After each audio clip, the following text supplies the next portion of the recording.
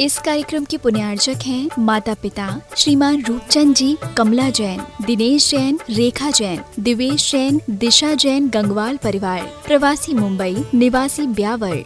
स्वर्गीय श्रीमती पुष्पा देवी जैन की स्मृति में डॉक्टर श्री सुरेंद्र किशोर Jain, America, Shri Ashish Amita Jain, America, doctor चेतन जैन, डॉक्टर तृप्ति जैन, नोएडा, श्री संजय जैन, दीप्ति जैन, कनाडा, श्री सुहास जैन, प्रीति जैन, गाजियाबाद, श्री महेश जैन, श्रीमती निशा जैन, मास्टर माधव जैन के टेम्पल डे प्रथम मंदिर दिवस के उपलक्ष्य में पुत्र एवं पुत्रवधू श्री निपुण जैन, श्रीमती शिल्पी जैन, पुत्र एवं पुत्रवधू श्री ऋषु जैन, श्रीमती श्रुति जैन, करमपुरा, नई दिल्ली। पंच परमेष्टि भगवान की जय। आचार्य श्री गुरुवर कुंद कुंद महाराज की जय।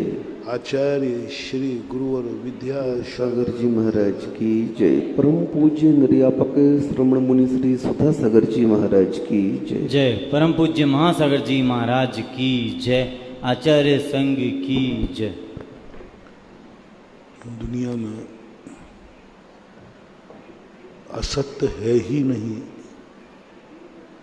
तो असत्य की अनुभूति क्यों होती है? सत्य को शाश्वत कहा, सत्य को अविनाशी कहा, सत्य अमिट होता है। कहीं असत्य को अविनाशी नहीं कहा, असत्य को कभी अमिट नहीं कहा। क्यों नहीं कहा? जब सत्य अमिट है तो असत्य भी अमिट होना चाहिए, क्योंकि पक्ष है तो प्रतिपक्ष भी होना चाहिए। तो आचार्य ये कहते हैं प्रतिपक्ष है लेकिन वो भी सतरूप ही है, अस्तित्व रूप भी है। लेकिन असत तो है ही नहीं तो शाश्वत क्या होगा? शाश्वत क्या होगा? शाश्वत तो वैसी चीज होती है जो है, जिसकी उपलब्धि है, जिसकी सत्ता है, जो अस्तिमान है, उसी की शाश्वतता होती है। असत तो है ही नहीं, वो असत ही बता रहा है। असत खुद कह रहा है कि मैं तुम्हें सबको पागल बना रहा हूं। असत खुद कह रहा है कि मैं असत हूं ही नहीं, हूं ही नहीं। लेकिन अपन लोगों ने असत को इतना बड़ा रूप दे दिया, असत से इतना अनर्थ हो रहा है, असत से हम डरते हैं, असत का हमारे लिए बहुत डर लग रहा है। कैसी विचित्र बात है, जो है ही नहीं उससे हम डर रहे। जो है ही नहीं वो हमें संसार में रुला रहा है। जो है ही नहीं उसके संबंध में हम कहते हैं कि असत को छोड़ो। अब है ही नहीं तो छोड़ो क्या? ग्रहण ही नहीं किया। असत एक बहुत बड़ी कल्पना है, बहुत बड़ी कल्पना है। असत शब्द ने खुद व्याख्या कर दी, मैं सत्य नहीं हूं, यानी है ही नहीं असत का। लेकिन अपन लोग बाजार में जाते तो डर लगता, असत नहीं बोले, असत एक कल्पना है, असत एक तंत्र है। तंत्र विद्या में कुछ नहीं होता, मंत्र विद्या में सत्ता होती है, मंत्र विद्या में अस्तित्व होता है, मंत्र आलम्बन भूत होता है, यंत्र आलम्बन भूत होता है, यंत्र में कोई शक्ति होती है। तंत्र एक ऐसा है जो निरालंबी होता है। तंत्र जो है निरालंबी होता है, उसका कहीं दुनिया में अस्तित्व नहीं होता। और तंत्र की चपेट में जो आ जाए बहुत खतरनाक होता है। मंत्र से ताड़ित किए हुए व्यक्ति को मंत्र के द्वारा काटा जा सकता है। परमंत्रान खंड खंड, परमंत्रान खंड खंड, क्योंकि जो अस्तित्व है उसका खंडन किया जा सकता है, जो है उसको रोका जा सकता है। मशीन है, मशीन का बटन किया जा सकता है, लेकिन तांत्रिकता की तंत्र में जो व्यक्ति फंस जाता है उसको निकलता ही नहीं, क्योंकि किसको निकालें? तंत्र विद्या के लिए कोई दुनिया में मंत्र नहीं बनाया। तांत्रिकों के पास कोई मंत्र नहीं होता, तांत्रिकों के पास कोई आधार नहीं होता। तांत्रिक एक हाथ की सफाई है, तांत्रिक एक बंगाली जादू है, तांत्रिक एक ऐसी प्रक्रिया है जिसकी कुछ भी नहीं, ना कोई मंत्र है तंत्र का। मैंने तांत्रिक विद्या के संबंध में बहुत सोचा, बहुत पढ़ा, देखा कि तंत्र विद्या आई कहाँ से। मंत्र तो समझ में आ गया कि मंत्र तो है, मंत्र की सत्ता है, मंत्र की शक्ति है, मंत्र की एनर्जी है, क्योंकि वो है, वो है। नमोकार मंत्र हैं, उनमें स्थित पंच परमेष्टि कहीं ना कहीं है। बीजाक्षरों को हम पढ़ते हैं तो बीजाक्षर भी कहीं ना कहीं हैं। ओम राम रीम कोई आकृति है, विशेष है, अक्षर है, कुछ ना कुछ तो है कि अक्षर है, सही अक्षर सही है। पुद्गल की वर्णनाएं हैं, शब्द रूप है, सद्दो बंदो सूलो, ये सब पुद्गल की पर्याय है। तो मंत्र में जितने मंत्र हैं दुनिया में, संसार में, ये सब अस्तिमान है। मंत्र सत स्वरूप होते हैं, मंत्र हमें सत की तरफ ले जाते हैं, वे स्वयं सतरूप हैं और सत की तरफ ले जाते हैं। जो स्वयं सतरूप होगा वह हमें सत का एक दिन दर्शन कराएगा। मंत्रों के माध्यम से हम एक दिन उस सत्य तक पहुंच जाते हैं। हम नमो रिहंतारम कहते ही अरहंत तक पहुंच जाते हैं, नमो सिद्धानम कहते हम सिद्धों तक पहुंच जाते हैं। और एक यंत्र विद्या होती है जो आप लोग जानते हैं, आपके मोबाइल हैं, माइक हैं, ये सब यंत्र हैं, ये सब अस्तित्वमान हैं, दुनिया में हैं। इनका व्यापार चलता है, लेन देन चलता है। ये टूटते भी हैं तो रिपेयरिंग भी होती है, इनका निर्माण होता है। लेकिन तंत्र विद्या एक ऐसी काल्पनिक विद्या है जिसका आज तक संसार में कोई मंत्र नहीं बना, आज तक कोई उसकी कोई शक्ति नहीं बनी। वो कहीं है ही नहीं, है ही नहीं, दुनिया में कहीं नहीं है। उसका नाम इसलिए तंत्र, बोले इसमें क्या तंत्र है। और तांत्रिक विद्या एक इतनी खतरनाक विद्या है, सारा संसार इसी तंत्र विद्या में उलझा है, मंत्रों में नहीं। मंत्रों से ज्यादा डर नहीं है, मंत्र से हमें कोई ज्यादा बस में नहीं कर सकता, उसका खंडन हो जाएगा, उसको हम छांट सकते। हमारे पास यदि मंत्र हो, हम मंत्र के द्वारा मंत्र को काट देंगे, यंत्र के द्वारा हम दूसरे यंत्र को बंद कर देते हैं। आप रिमोट से बंद कर देते हैं टीवी को, लेकिन तंत्र को किससे बंद करोगे? वो तो है ही नहीं। जो है ही नहीं वो हमें कहीं पहुंचा नहीं सकती, और उसका कुछ नहीं। और आज तंत्र विद्या से अपन इतने भयभीत हैं, हर व्यक्ति डर रहा है तांत्रिकों से। कानून बनाया तांत्रिकों के लिए, तांत्रिक यदि कहीं आपको मिल जाए तो तुरंत आप FIR दर्ज कराइए, बिना जमानत की जेल है। मंत्रवादी को नहीं, मंत्रवादी के लिए कोई कानून नहीं है कि मंत्र पढ़ने वाले को कुछ किया जाए। यंत्र वालों को नहीं, बड़े बड़े उद्योग धंधे चल रहे हैं, फैक्ट्रियां चल रही हैं, लेकिन तांत्रिक पे कानून बहुत बड़ा विचार किया गया कि तांत्रिक व्यक्ति यदि कहीं तुम्हें मिले और कभी तुम तंत्र के चक्कर में पड़ने की संभावना हो आप FIR दर्ज आई, कानून विरुद्ध है।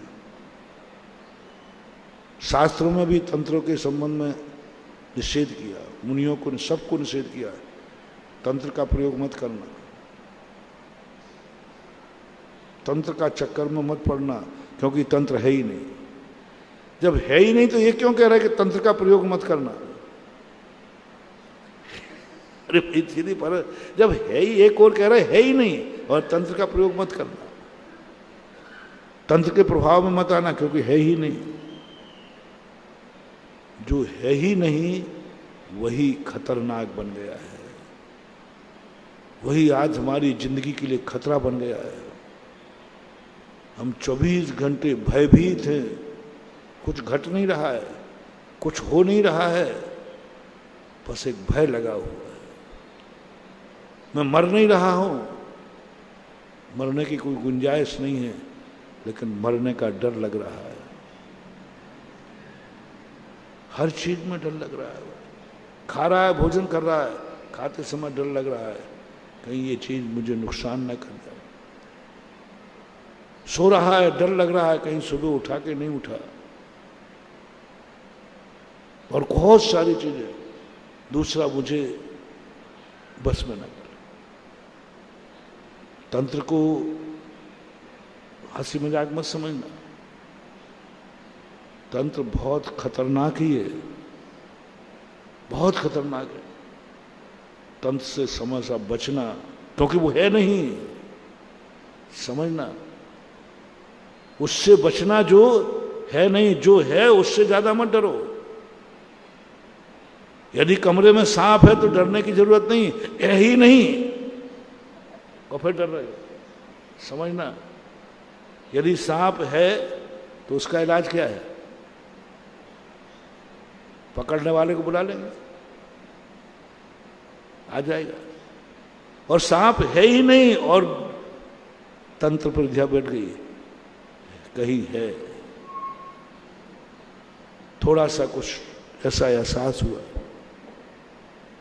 अब उसका कोई इलाज नहीं। पकड़ने वाले को रहा, वो कहते कहाँ है? बोले है ही नहीं, है ही नहीं। और उससे सबसे ज्यादा डर लग रहा है। सांप दिख जाए तो डर कम हो जाता है, और नहीं दिखे तो कमरे में तुम्हारे मन में आ जाए कि सांप है यहां और दिखे नहीं तो आपको नींद नहीं आ सकती। और दिख जाए तो हाँ वो मिल गया, दिख गया, दिख गया, दिख गया, दिख गया, है ही नहीं। 24 घंटे मौत आ जाए तो डर नहीं है। आई गई मौत, सामने मर रहा हूं, लेकिन अभी आई नहीं, मौत का डर है। मौत से हम डर रहे हैं, अभी मौत आई नहीं है नहीं मौत यहां पर। हर चीज में डर लग रहा है, उठते बैठते चलते फिरते सब हम ऐसी विद्याओं से। और एक असत नाम का तंत्र है जो दुनिया में कहीं है ही नहीं। और सबसे ज्यादा साम्राज्य इस दुनिया में असत्य का है, और असत्य हमें परेशान कर रहा है। सत्य कभी किसी को परेशान नहीं करता, सत्य किसी को पला। सत्यवान कभी हारता नहीं, सत्य में वो जयते। असत्य कभी जीतता नहीं, कभी ना कभी हारता है, क्योंकि वो है ही नहीं, कल्पना मात्र है असत्य। इसके संबंध में हम समझें, हम बहुत बड़ी शक्ति को प्राप्त कर रहे हैं। स्वयंभू शक्ति में बाधक है असत्य जो है नहीं, है नहीं। 90% व्यक्ति अपनी शक्ति को, अपने अंदर शक्ति है 90%, लेकिन ये तंत्र विद्या हमें उस शक्ति को उद्घाटित नहीं करने देती, भय पैदा कर देती। 90% लोग, 90% कह रहा हूं, अपन सब, आप सब, इतनी शक्ति अपने पास है, लेकिन हम तंत्र विद्या से प्रभावित होकर कायर बने रहते, शक्तिहीन बने रहते। देखना, एक मिनट, एक थोड़ा सा एग्जाम देता हूं। एक व्यक्ति सीढ़ी के पास खड़ा है, उससे कहा भाई ऊपर का, अरे महाराज जी हार्ट का पेशेंट हूँ, हार्ट का, डॉक्टर ने मना किया है महाराज, 2-4 सीढ़ी चढ़ूंगा और मर जाऊंगा मैं। चढ़ी नहीं, डॉक्टर ने मना किया महाराज, हार्ट का पेशेंट हूं। ऊपर भाई महाराज बैठे, अरे महाराज जी को हम यहीं से दर्शन कर लेंगे। अब महाराज बैठे, महाराज ने कहा आ जाओ, अरे महाराज नहीं आओ ना, मर जाऊंगा। महाराज के बुलाने पर भी नहीं गए। ऊपर भगवान बैठे थे, दर्शन करने नहीं गए। अब देखना, ऐसे व्यक्ति को, छोटी सी गैलरी है, जीना एक ही है, पीछे से एक भाग, आतंकवादी आया, भाग।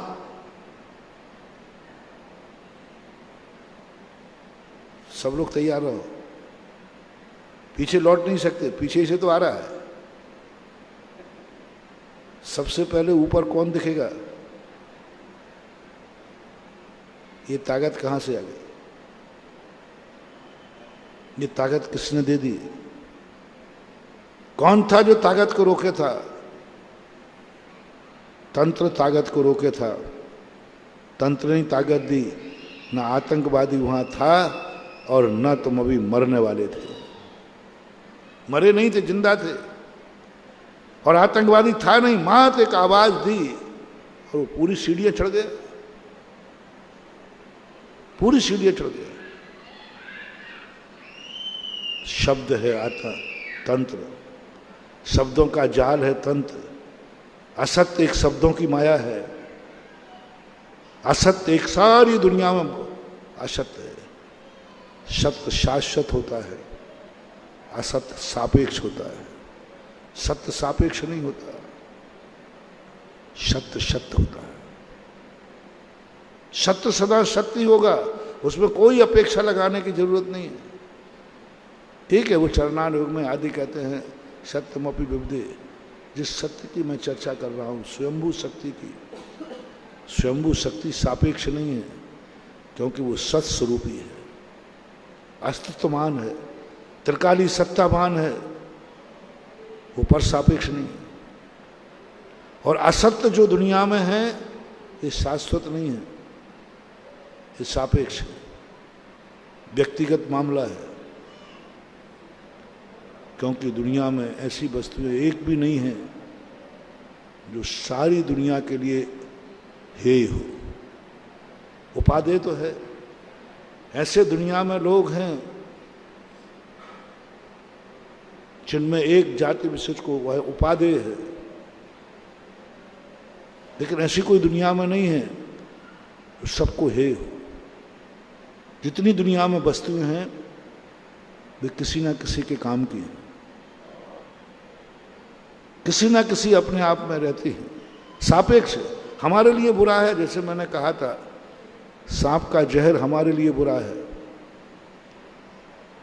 लेकिन सांप के लिए अच्छा है। मेडिकल वाला सांप ढूंढते हैं, हम सांप आ जाए तो डरते हैं। और चीन आदि में जाके देखो, मांसाहारी सांप को ढूंढते हैं, खोद खोद करके बिलों में से निकालते हैं, खोद खोद करके निकालते हैं। सांप दिख भर जाए उनके लिए इतने खुश होते हैं, इतने खुश होते हैं, खोदते हैं, गड्ढे खोद के बताते हैं, निकालते हैं सांप को। और यहां अपन लोग सांप से डरते हैं। इसलिए कोई दुनिया में असत नाम की चीज नहीं, एक भय निकाल दो। जो असत होगा वो सापेक्ष होगा। किसी को किसी की अपेक्षा असत हो सकता है। तुमको मरना असत है नहीं, सुसाइड करने वाला मरने के लिए इंतजाम करता है। एक बार एक सुसाइड करने वाला सेल्फास लेने गया मेडिकल पे, मेडिकल वाला समझ गया बच्चा पढ़ा लिखा था, उसने सेल्फास मांगा। मेडिकल वाले ने कहा कौन सी क्लास पढ़ते हो? बोले फलानी क्लास में। वो समझ गया कि आज सेल्फास मांग रहा है, कल ही तो रिजल्ट खुला है फलानी क्लास का, नियम से ये मरने के भाव कर रहा है, ये मरेगा। कायदा से सेल्फास हर किसी को दिया नहीं जाता, डॉक्टर से लिखा के लाओ तब दिया जाता है। उसने कहा यदि मैंने इसको मना कर दिया, वो कहता आप जो पैसा का वो दे दूंगा। दूसरा मेडिकल वाला पैसे का लोभी है, वो इसको सेल्फास दे देगा।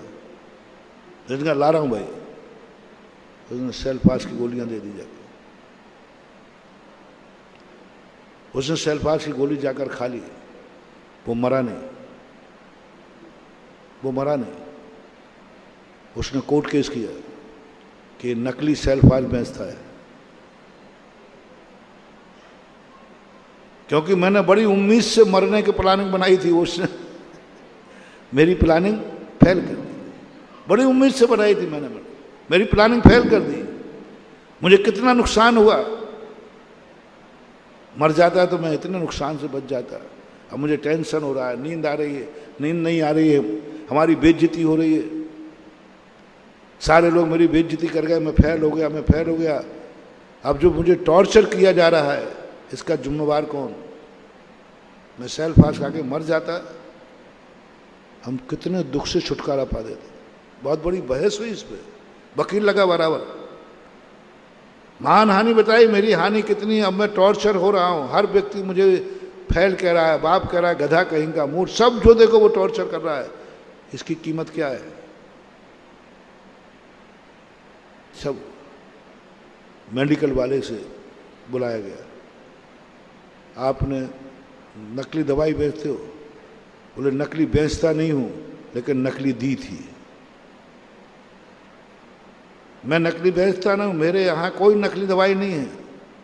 जो गोलियां दी हैं वो भी कोई नकली नहीं है, वो भी असली है। कंपनी देख लीजिए, मेरे मेडिकल का पूरा सर्वे हुआ, मेरे मेडिकल में कोई नकली दवाई नहीं बिकती है, नकली दवाई बिकती नहीं। जो गोलियां मैंने दी हैं ये देख लीजिए, कंपनी की गोलियां हैं। जो मैंने गोली दी नकली माल नहीं है। कोर्ट ने सब कुछ माना कि नकली तो है ही नहीं, सब दवाई असली है, कंपनी की दवाई। फिर बहस हुई कि दवाई तो सभी होती है, कोई भी दवाई किसी को दे दो, ये अपराध है तुम्हारा। दवाई नकली नहीं है, लेकिन तुम्हें किसको क्या मांगा है ये तो ज्ञान रखना चाहिए। फिर आपने ये नकली दवाई क्यों, इसको दूसरी दवाई क्यों दी? बोले मेरा भाव था कि ये भावावेश में है, भावावेश में है, ये गोली खाएगा और इस थोड़ी देर ध्यान में आएगा, मैं मर रहा हूं, मैं मर रहा हूं, मैं मर रहा हूं, मैं मर रहा हूं। ऐसा इसके मन में तुरंत भाव, खाते ही भाव आएगा, अब मैं मर रहा हूं, मैं मर रहा हूं। और जो व्यक्ति, जिसको मान लो कहते हैं ना, किसी को गम हो जाए तो उसको रुला दो, रुला दो उसको, वो रो पड़ेगा। तो ये मर रहा हूं, मर रहा हूं, ऐसा इसको तीव्र झटका लगेगा, इसके भाव बदल जाएंगे। सुसाइड करने वालों को बहुत छोटा सा भाव होता है। सुसाइड करने वाले यदि फांसी लगा रहे हो ना, बस इतने तो ये क्या कर रहा है, खत्म, इतने में उसका उपयोग बदल जाएगा,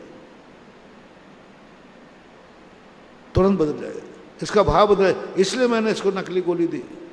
अब इससे पूछिए आप कि यदि मेरी नकली गोलियां, मैंने जो गोली दी थी उस सेल्फास की गोली से नहीं मरा, क्योंकि सेल्फास थी नहीं, तो फिर इसने दूसरे मेडिकल से दूसरी सेल्फास क्यों नहीं खाई? मेडिकल का वकील बोलता है ठीक है साहब, हमारे क्लाइंट ने सेल्फास नहीं दिया, दूसरी गोली दे दी। जब ये मरना ही चाहता था तो या तो इसको दोबारा गोली लेने आना चाहिए था, या दूसरे मेडिकल पर जाके सेल्फास लेता था। फिर इसने दूसरा प्रयास क्यों नहीं किया? असली में मरना चाहता था तो दूसरा प्रयास क्यों नहीं किया? मजिस्ट्रेट हक्का बक्का रह गया, बोले बात तो सही है। जब एक सेल्फास है ना दूसरे मेडिकल से खरीद लेता, मरना तो चाहिए था। जब मरना ही जा रहा है तो मरना तो चाहिए था। बुलाया गया उसे, भाई आप जब मरना ही चाहते थे तो आपने लक्ष्य कैसे बदल दिया? आप मरने का दूसरा उपाय क्यों नहीं सोचा? बोले मेरे भाव बदल गए। मेरे परिणाम बदल गए। उस समय में आवेश में था। भाव कितनी देर में बदले? बोले ये गोली खाते समय तो मैंने ये भाव किया था, मैं मर रहा हूँ, मैं मर रहा हूँ, मर रहा हूँ, लेकिन मैं मरा ही नहीं। फिर मेरा क्वेश्चन उतर गया। मैंने ये सोच लिया इस साल फेल हो गया हूँ तो अगली साल पास हो जाऊँगा, इसलिए मरने का प्लानिंग बदल दिया। मेडिकल के वकील ने कहा साहब बोलो मैंने इसको मारा है या बचाया है? मैंने गोली गलत दी, ये पक्का है। जो नहीं देना, जो मांगी थी वो नहीं दी, लेकिन मेरी गलती से ये बचा है कि मरा है? यदि झूठ बोलने से किसी की जिंदगी बचती है, नकली गोली बेचने से यदि किसी की जिंदगी बचती है, दूसरी दवाई देने से किसी की जिंदगी बचती है,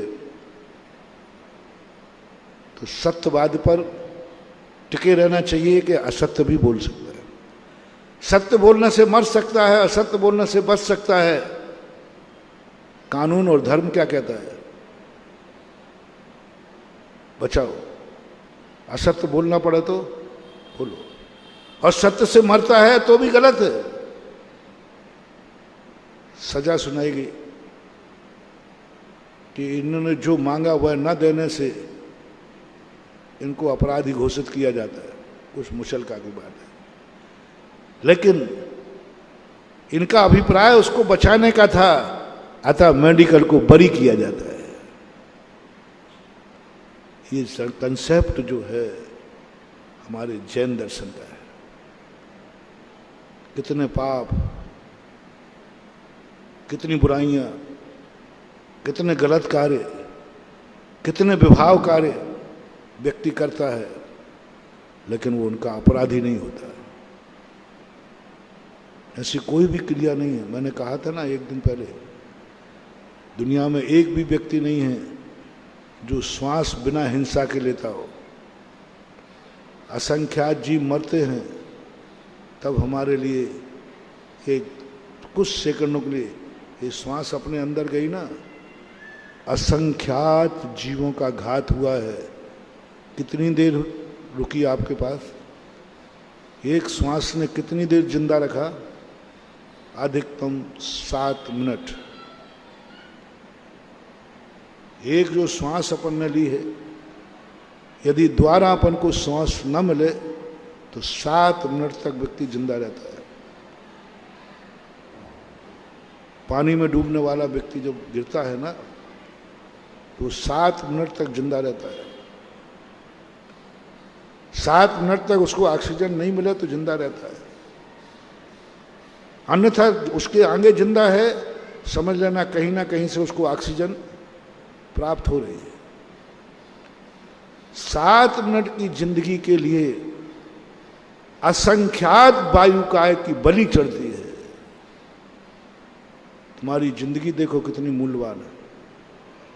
7 मिनट की, वो तो 7 मिनट तो कौन, अपन तो जो श्वास लेते हैं लेकर के छोड़ा, 1 मिनट भी नहीं लगा, आधा मिनट भी नहीं लगा। 1 मिनट में 72 बार श्वास हो जाता है, नाड़ी की फड़कन हो जाती है। अब एक श्वास लेने में अपन छोड़ दिया, इतने में असंख्यात जीवों की बलि चढ़ी है, तब हम कहीं आधा मिनट के लिए जिंदा है। अब पूरी जिंदगी की बलि बताओ कितनी चढ़ गई है। एक श्वास 24 घंटे की श्वासें गिन लो, वर्ष की श्वासें गिन लो, जिंदगी भर की श्वासें गिन लो, और उसमें असंख्यात का गुणा करो। इतने जीव जब तुम्हारी जिंदगी में बलि चढ़े, तब तुम एक जिंदगी जी पाए। बचो हिंसा से। कैसे बचोगे? बचो हिंसा से। बचने का प्रयास करो। श्वास लेना बंद करो। श्वास हिंसक है, श्वास हिंसक है। एक बूंद जल काय में 36,450 त्रस्त जीव होते हैं, और जलकाय जीव असंख्यात होते हैं। थोड़ी सी प्यास बुझाने में, थोड़े से फ्रेश होने में, थोड़े से कपड़े धोने में कितने जीवों की बलि चढ़ती है। तब कहीं तुम 2-3 घंटे की प्यास बुझा पाते हो। एक बार पानी पीने के बाद दूसरी बार कितने घंटे में प्यास लग जाती है? घंटे, 2 घंटे अधिकतम। असंख्यात जीव बलि चढ़ती है तब तुम्हारी 2 घंटे की प्यास बुझती है। एक बूंद में 36,450 प्लस असंख्यात, तो एक बाल्टी में कितनी बूंदें हैं? एक दिन गिन लेना, एक बाल्टी इतने का गुणा कर दे। इतने जीवों की बलि चढ़ती है तब तुम नहाते हो, फ्रेश होते हो, टॉयलेट जाते हो, कपड़े धोते हो। 24 घंटे का एक व्यक्ति का पानी बता रहा हूं, और एक व्यक्ति का पानी जो है एक एक बूंद का हिसाब बता रहा हूं। इतने जीवों के प्राण घात होते हैं, इतने जीवों की जिंदगी उजड़ती है, इतने जीवों की बलि चढ़ती है, तब तुम एक 24 घंटे में पानी हिंसक है, पानी का प्रयोग हिंसक है। ओ अहिंसा के पुजारियों, आज से पानी का उपयोग बंद करो।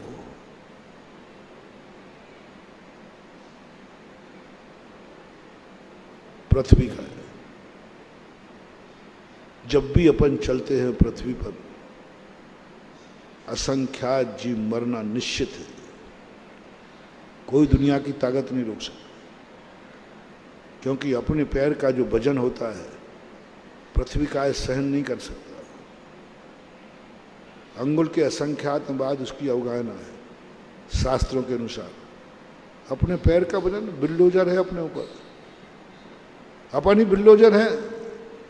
जैसे अपने ऊपर कोई बिल्डोजर चला दे अपना पापड़ हो जाएगा, और हम बिल्डोजर बन करके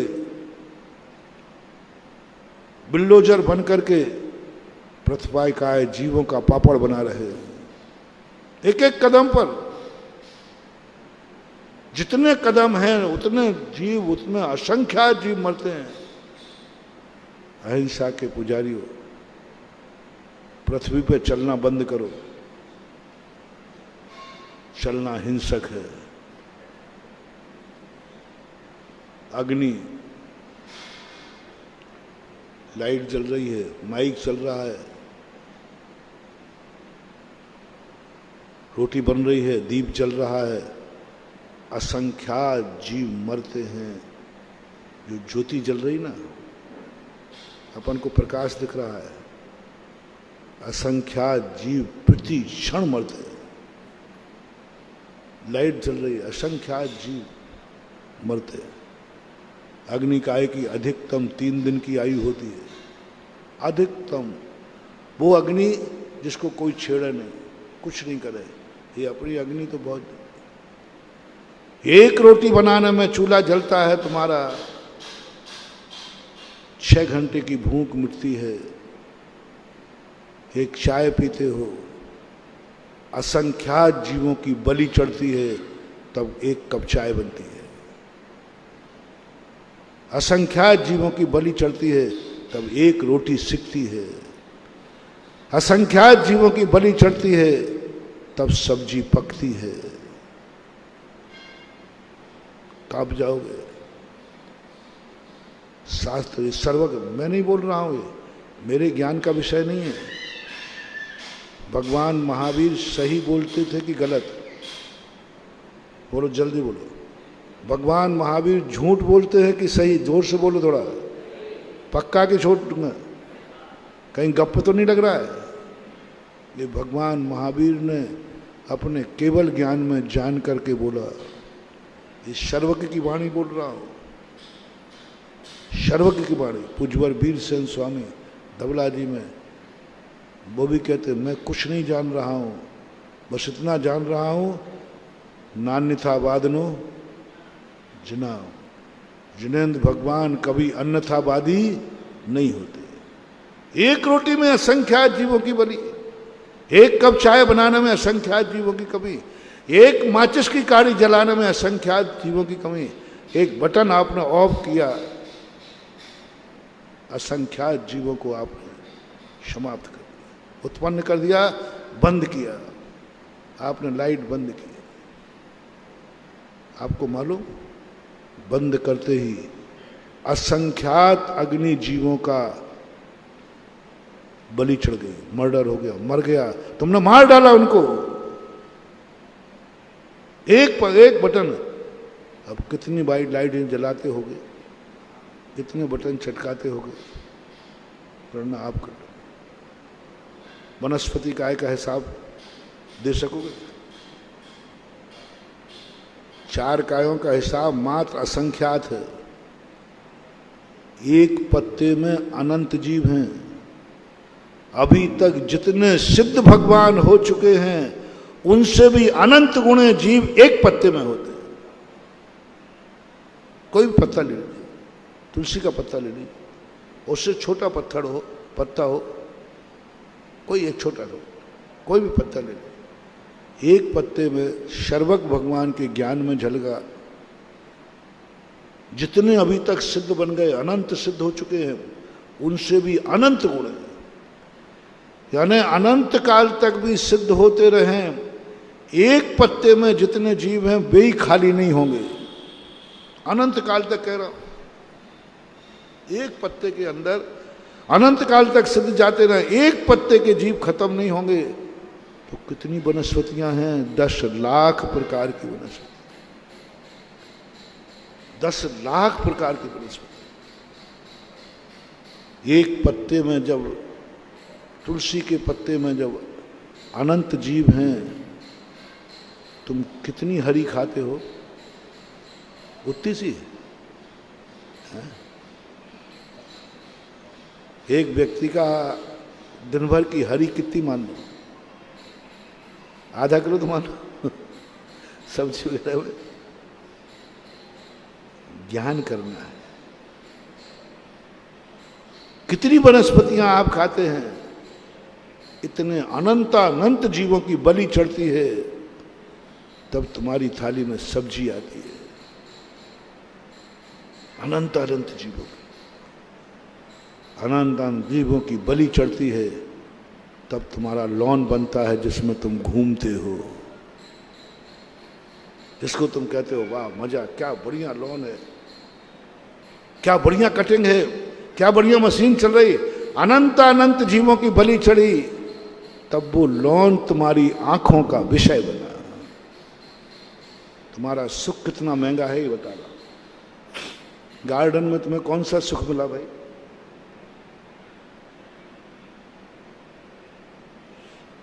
मात्र आंखों का सुख, बहुत अच्छा है। किसी ने कटिंग करके पेड़ों का एक सेब दे दिया, वो खाने के काम नहीं आया, वो रहने के काम नहीं आया। मात्र कितना सुख, बहुत बहुत ब्यूटी, बहुत अच्छा है। मात्र आंखों का सुख। आंखों के सुख के लिए उस गार्डन को माली ने कटिंग करके सेब दिया। मालूम, अनंत जीवों की बलि चढ़ी, तब तुम्हारे आंखों को वो दिखा पाया। यदि वो नहीं काटता तो तुम गार्डन घूमने नहीं जाते, उसको रोजी रोटी नहीं मिलती, उसका व्यापार नहीं चलता। कौन सा गार्डन घूमने जाओगे? जो उबड़ खाबड़ जंगल में उगते हैं, पेड़ उगते हैं ना जंगल में, उबड़ खाबड़ कहीं भी डाल निकले कहीं, उनको घूमने जाते हो तुम? कि वो गार्डन जो बिल्कुल दिन भर कटिंग चलती रहती है, तुम कौन सा घूमने जाओगे? वो कटिंग वाला। मालूम, तुम्हारी नेत्र के शौक के लिए उसने 2 रुपये कमाने के लिए अनंत काय जीवों के लिए कटिंग करता रहता है, दिन भर कटिंग करता है। तुम्हारी आंखों का सुख में अनंत जीवों की बलि चढ़ गई। तुम्हारी एक दिन की सब्जी में अनंत जीवों की आराधना होती है। 5 स्थावर अपनी जिंदगी का नाश करते हैं, तब तुम और हम आप एक दिन जिंदा रहते हैं, एक दिन जिंदा रहते हैं। ये तो मैंने बहुत सूक्ष्म हिंसा बताई। जल के जीवों को मारने का भाव है या प्यास बुझाने का भाव है? प्यास बुझाने का है, बरी कर दो। कहीं भी जैनाचार्यों ने कहा तुम भूल करके मारने का भाव मत करना और तुम चला करके उन जीवों की आराधना करने की चेष्टा मत करना। तुम तो एक ही भाव करो कि मेरी किसी भी क्रिया में जब अंदर से तीव्र भाव आ जाए, ये जो मैंने अभी पांचों स्थावर का बताया ना, इसको जो व्यक्ति समझ लेगा वह एक दिन तत्व ज्ञान लाना है। मेरी एक श्वास के लिए इतने जीवों का विनाश, मेरे एक गिलास पानी के लिए इतना विनाश, मेरे एक कदम चलने पर इतने विनाश, मेरे अग्नि का इतना बस ओहो, बस मुझे भगवान कुछ नहीं चाहिए। मैं ऐसी दशा को प्राप्त करना चाहता हूं जो मैं जीवित तो रहूं लेकिन मेरे लिए इतने जीवों की आराधना ना हो। बस एक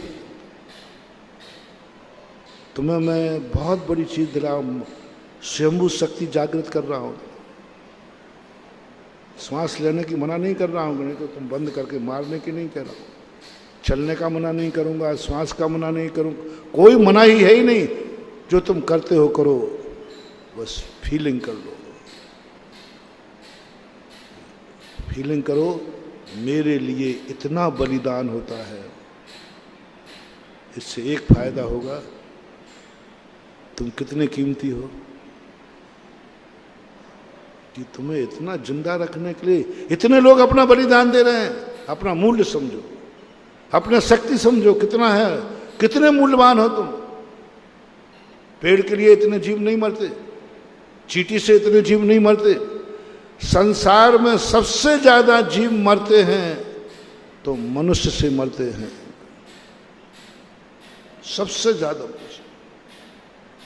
उसके बावजूद ये श्रेष्ठ है। मां तुम्हें फीलिंग करना है और प्रार्थना करना है, मन में सोचना है काश इनकी आराधना के बिना भी मैं जी सकूं। श्वास लेने में जीव मरते हैं, कोई ऐसी जिंदगी है क्या, कोई ऐसा स्थान है क्या जहां मैं श्वास के बिना भी जिंदा रहूंगा। खोज चालू, मरना नहीं है, श्वास रोकना नहीं है। जब अपन को मालूम चल गया कि इतने जीव मरना निश्चित है मेरे से, तो अपन अहिंसा के पुजारी हैं। मन में थोड़ा सा विचार लाओ, ये श्वास क्यों लेना पड़ रही है? क्योंकि शरीर है, शरीर इन प्राणों के बिना नहीं जिएगा। बस एक भगवान से, यहीं से शुरू होती है भगवान की खोज। जैन दर्शन, यहीं से खोज शुरू होती है, गुरु की खोज यहीं से खोज शुरू होती है। शास्त्रों के पन्ने में खोजना, ये तो मैंने बता दिया, ये तो आपको भी समझ में आ गया, ये तो जगदीश चंद्र बसु ने भी बता दिया था कलकत्ता के अंदर। ये कोई बड़ी बात नहीं है। अब अंदर की बात, ये तो सब जाने, मिथ्या दृष्टि जानता, अभव भी जान लेगा, ये सबको जान लेगा। अभव भी कहते कि हाँ जी मरते हैं साहब, इतने मरते हैं तो क्या करें, मर जाएंगे। ओह, मैंने तुमसे कहा कि भाई तुम्हारी श्वास लेने में असंख्यात जीव मरते हैं, बहुत हिंसा होती है। तो ये शब्द कहती आपको कैसा लगा? जल्दी नहीं बोलते, छड़छड़ापन आया ना? तो महाराज जी क्या करें, मर जाएगा? अब मैं सब जानता हूं, जब हम लोग ऐसी चीजें बोलते हैं जिसके बिना तुम्हारी जिंदगी नहीं चलती, तो तुम लोगों को चिड़चिड़ापन आता है। अब महाराज जी ने, अच्छा बताओ, जो चीजें हमने अभी बताई इनके बिना तुम्हारा चल सकता है क्या? नहीं चल सकता ना। और मैं उन्हीं की निंदा कर रहा हूं जिनके बिना तुम्हारा चल नहीं सकता। मैं उन्हीं बातों को याद कर रहा हूं, मैं उन्हीं बातों को कुरीद रहा हूं जिनके बिना तुम्हें चल नहीं पाओगे। तुम्हें कितना मजबूर कर दिया जैन दर्शन ने, अरे उन बातों को कहो तो समझ में आता है जिनके बिना मेरा नहीं चलता है, जिनके बिना चल जाता है उनके त्याग की बात समझ में आती है। मांसाहार नहीं करना समझ में आती, शाकाहार कर लूंगा। अब तो प्राण ले रहे हैं शाकाहार में। जिनके बिना तुम्हारा चलता है उन चीजों का त्याग कराने में तुम्हारी सहमति है। 99% लोग हमारा ठीक है, आप सही बोल रहे हैं, ये व्यर्थ की चीज है, इसके बिना तो चलता है। शराब के बिना चलता है, गुटखा के बिना चलता है, रात्रि में नहीं करूंगा तो चलता है, अभक्ष नहीं खाना चलता है, मांस नहीं खाना चलता है, किसी का मर्डर नहीं करना चलता है, किसी को झूठ बोल करके नहीं फंसाना चलता है, किसी के यहाँ डाका नहीं डालना चलता है, विचार नहीं करना चलता है, अनैतिक परिचय, ये सब आप स्वीकार कर लो।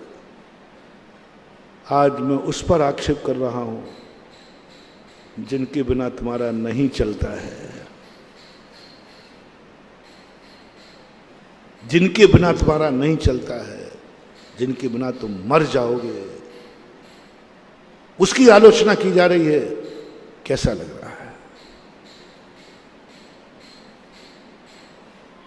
एक बेटे के सामने माँ बाप की आलोचना की जा रही है। माँ बाप से प्रेम करना, राग करना, किसी दूसरे पराए घर से, पराई वस्तु से राग करना ठीक नहीं है। बात समझ में आ गई तुम्हें? देखो, पराई वस्तु से राग मत करो, वो तुम्हारी नहीं है, तुमको मिला, ठीक बात है, आपका कहना जायज है।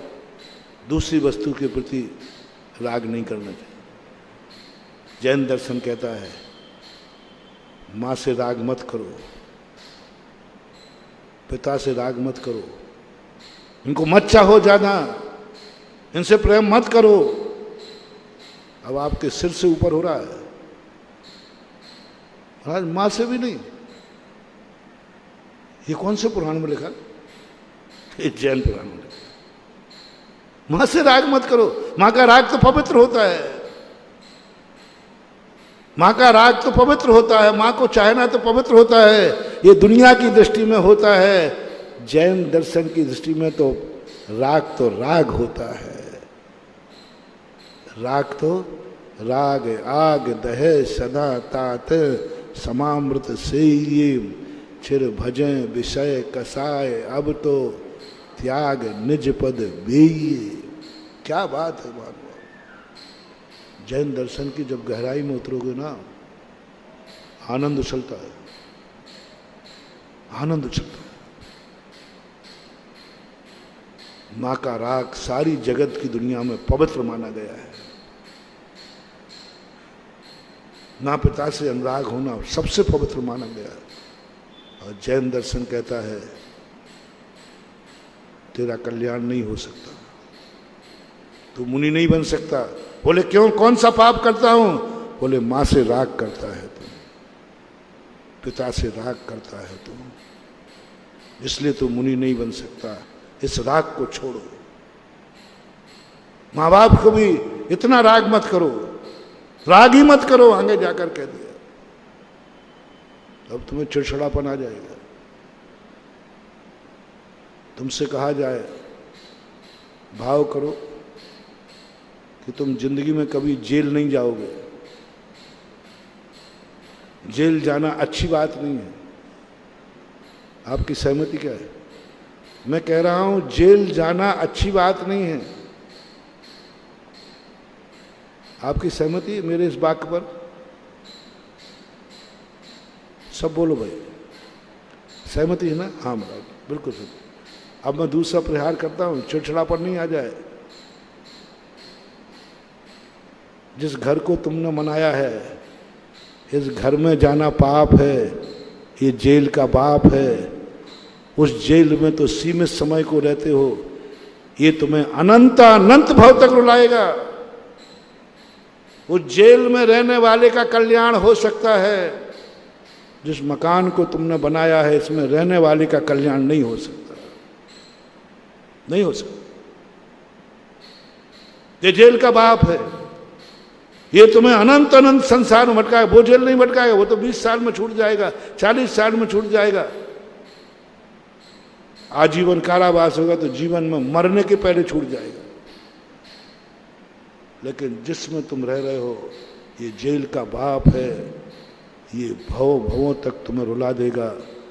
अब वो मकान तुमने कितनी मेहनत से बनाया है,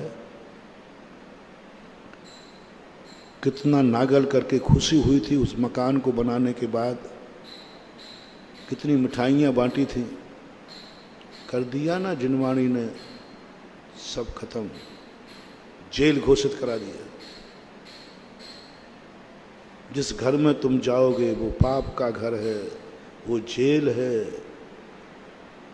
इस घर को जब तक नहीं छोड़ोगे कल्याण नहीं होगा। ये सुनकर के कैसा लग रहा है? चिड़चिड़ापन तो नहीं आ रहा है? अब महाराज बोल नहीं पा रहा है क्योंकि माइक आपके पास है और आपने छोड़ दिया, इसलिए सारी बातें आपको आ रही है। बोल दो, मैं सब जान रहा हूं, ऐसी बात नहीं। जब जब मैं तुम्हारी निजी आवश्यकताओं पर, जब जब तुम्हारे जीवन के अनिवार्यों पर, जिसको तुम्हारी समाज दुनिया अच्छा मानती है, जब जब मैं उस पर प्रहार करता हूं, मेरी जिनवाणी करती है, अंदर से आपको घुटन होती है, आपको चिड़चिड़ापन आता है। आप कहोगे कोई ये बात हो गई कि बात, घर को जेल बता दिया, घर को जेल बता दिया। ये कोई हद होती है धर्म की? पत्नी को भेड़ी बना दे, बड़ी मुश्किल में तो शादी हुई है, कुंडली मिलाई, कितनी जगह मिली कुंडली और तुम लेके आए गुरु के पास, लेके आए जिनवाणी माँ के पास, माँ हमारी शादी हो गई। क्या टाइटल दिया, बेड़ी लाए हो, बेड़ी, घर कारागृह वनिता। आगे आप पूरा करो तो अच्छा लगेगा, मैं थोड़ा ठीक नहीं लग रहा। आपके मुंह से ठीक लगेगा क्योंकि आपने लिखी है, आपके पंडित ने लिखी है, हम मुनिराजों ने नहीं लिखी है बात, आपके पंडित ने लिखी है, जिसने अनुभव किया है। घर कारागृह वनिता बेड़ी। मुनिराज तो कह दें तो कोई बड़ी बात नहीं है, मुनिराज कहें कि स्त्री बेड़ी है, भगवान कहें स्त्री बेड़ी है, इससे कोई कल्याण होने वाला नहीं। जिस दिन श्रावक कह दे, पति पत्नी दोनों बैठ करके कह दे कि तुम मेरी बेड़ी हो, मैं तुम्हारी बेड़ी हूं, जाओ, उसी दिन से कल्याण चालू हो जाएगा। अपने मुंह से बोलो, अपने मुंह से, गुरु के मुख से मत बुलवाओ। गुरु तो बोलता आया है, बोलता रहेगा। अनंत भगवान बोलते आए हैं और बोलते रहेंगे। भगवानों ने तो हमेशा बोला, उन्होंने तो बहुत बार बोला, लेकिन अपना आप लोगों का कल्याण नहीं हुआ। बहुत बार बोला। जिनवाणी कहती है तुम मत बोलो, इसको बोलने दो, इसकी फीलिंग पूछो कि बेड़ी को आभूषण मान रहा है या बेड़ी की अनुभूति हो रही है। दो बेड़ी के लिए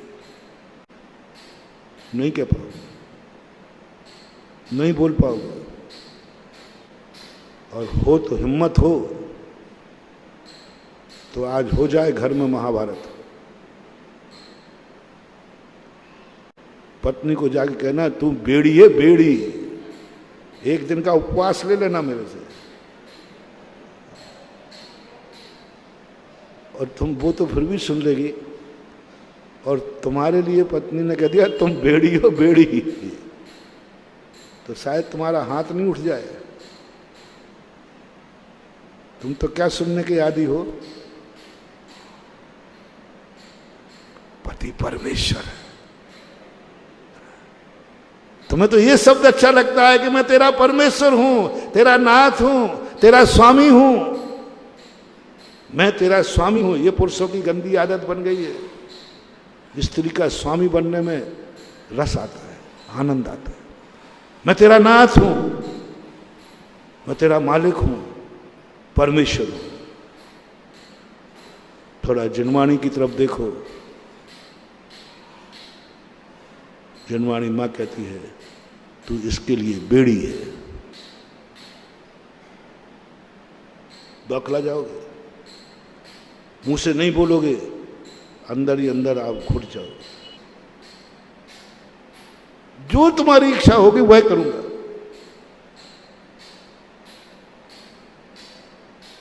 एक दिन नहीं, 1 घंटे को दे, चलो 1 मिनट को दे दो। एक बार हिम्मत, एक दिन एक बार कहना है महाराज मेरा मन है आज जो तुम्हारी इच्छा होगी वो करूंगा।